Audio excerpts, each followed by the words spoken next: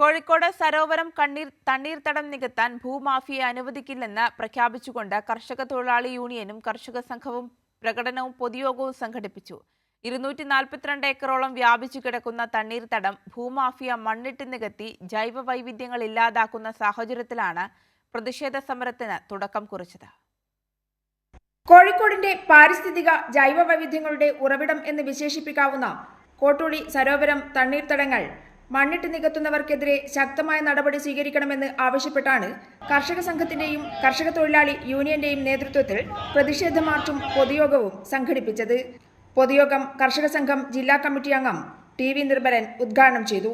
നമുക്ക് വേണ്ടി മാത്രമല്ല, ഇനിയും വരാനിരിക്കുന്ന നമ്മുടെ കുട്ടികൾ, അവരുടെ കുട്ടികൾ, അങ്ങനെ വരാനിരിക്കുന്ന എത്രയോ തലമുറകൾക്ക് ഇവിടെ ജീവിക്കാൻ കഴിയണമെങ്കിൽ ഈ പ്രകൃതിയെ നമുക്ക് മലീമസമാക്കാതെ സംരക്ഷിച്ച് വരും തലമുറയുടെ കൈകളിലേക്ക് കൊടുക്കുക എന്ന ഉത്തരവാദിത്തമാണ് നമുക്കുള്ളത്.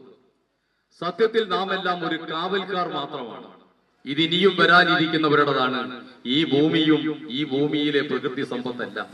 ഇന്ത്യയിലെ തന്നെ ഏറ്റവും വലിയ ജൈവ വൈവിധ്യമുള്ള 27 തണ്ണീർത്തടങ്ങളിൽ ഒന്നാണ് കോട്ടൂളി തണ്ണീർത്തടം. 242 ഏക്കറിലധികം വിസ്തൃതി വരുന്ന ഈ മേഖലയിൽ കണ്ടൽക്കാടുകളും വിശാലമായ തടാകങ്ങളും ഉൾപ്പെടുന്നുണ്ട്.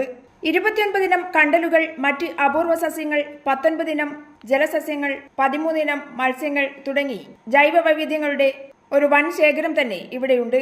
98 ഏക്കർ സ്ഥലം സർക്കാർ ഉടമസ്ഥതയിലാണ്.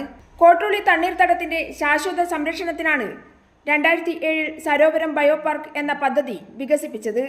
പലതവണയായി ഈ വൈവിധ്യങ്ങൾ നശിപ്പിക്കും വിധം തണ്ണീർത്തടങ്ങൾ ഭൂമാഫിയകൾ മണ്ണിട്ട് നശിപ്പിക്കുന്നതിനെതിരെയാണ് കർഷക സംഘടനകളുടെ നേതൃത്വത്തിൽ ശക്തമായ സമരത്തിന് തുടക്കമിട്ടിരിക്കുന്നത്.